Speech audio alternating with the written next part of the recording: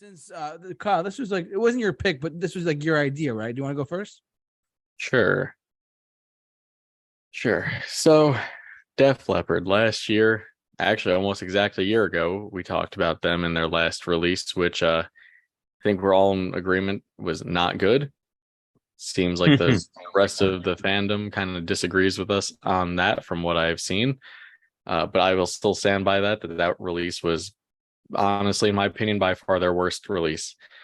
So coming off the heels of that, we kind of only have up to go from there.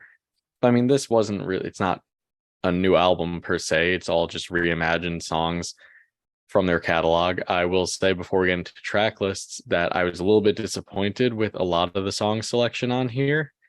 I feel like there was many big hits completely omitted from this in favor of some, I don't want to say not so good songs, but definitely some of those and just some questionable choices.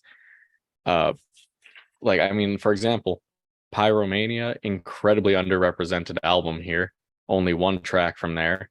Um, Missing major hits like Photograph, Armageddon, It, Rock of Ages, Rocket. There's so many huge hits that could have worked so well on this that were just completely omitted.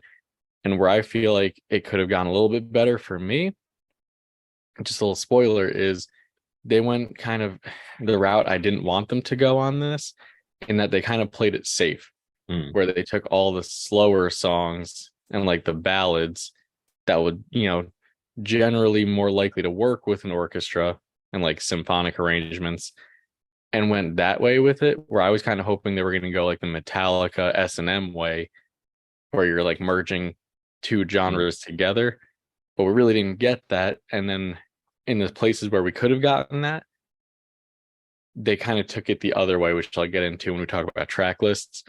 But I mean, for me, spoiler alert for the ratings, it's a step in the right direction, even though it's not a new studio album. I will say I enjoyed this more than their last release. Fair enough. Fair enough. And Mike, what do you got? Well, just to, kind of give a background.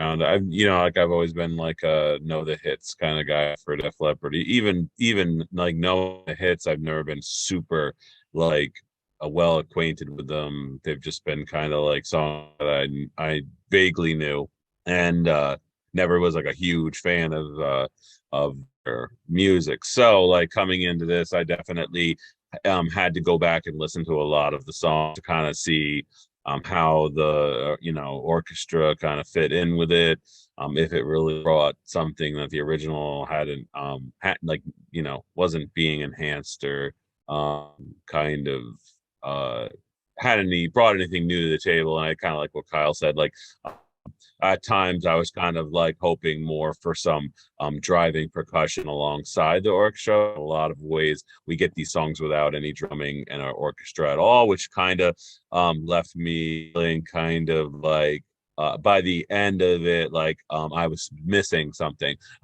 And I kind of like going back to what Kyle said, like, there's a bunch of songs that I recognize from them that I didn't hear here. And then we get like two new songs, or I don't know if it was two or three off of the new album I believe it on was here, two.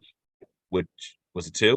It was, Two. And yeah, I it just was like, two. It was Angels I Can't was, Help You Here and Goodbye for Good this time. yeah, right. And which I feel like did nothing for this album, which was interesting that like it feels like I'd like to hear a part two with it'd been cool is if they did two, if they did like Lullaby Symphony and like Aggressive Symphony like albums like Red and you know what I mean, like two Like Kyle said like like uh Kiss you know on their symphony album.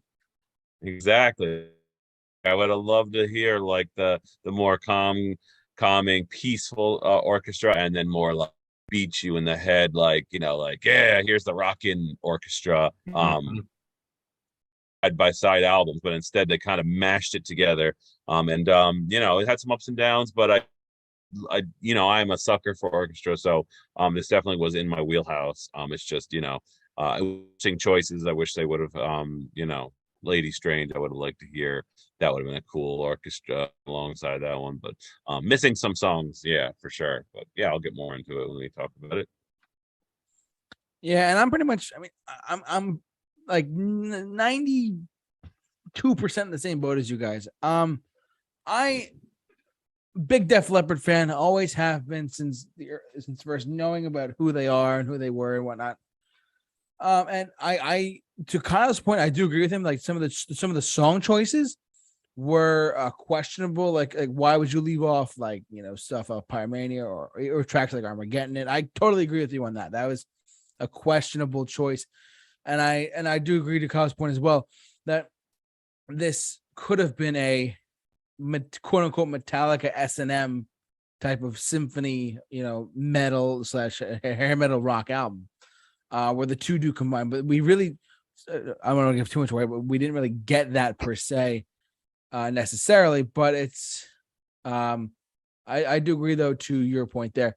And also, I truthfully, I agree to Mike's points as well. I'm a huge fan of when you can blend rock music with string sections or even horn sections. That's why I'm such a big fan of certain artists, like with Chicago and like Electric Light Orchestra and Billy Joel to some extent with some of his earlier stuff has horns and strings and all these different types of arrangements and stuff. That's why I'm a sucker for that stuff. But with Def Leppard, I'm not opposed to it. I mean, they did have Love and Hate Collide, which is, if I'm not mistaken, it's on here as well. Love and Hate Collide was a big single for them, and it was it did have that slower ballady, I shouldn't say ballad, but it had that vibe to it of all right, this could be symphonic. And I gotta tell you, I'm just gonna say it right up right now, the Hysteria one really got me because Hysteria is in my top 30 or 35 songs of all time. I love that song, and for whatever reason, the Hysteria one worked for me. We'll get to that when we get to the track list. Yeah, I do agree though it was a step in a better direction than Diamond Star Halos. Questionable still to this day, but yeah, I'm really happy that they moved in a different direction, probably following the response of some of the fan base of Def Leppard's Diamond Star Halos. Now we're talking about Drastic Symphonies. So, anyways, but that's my own initial impressions and whatnot going into this. And let's go. Anything else? We're ready to go to the track listing, right? Yep. All right, cool. Hold on one sec.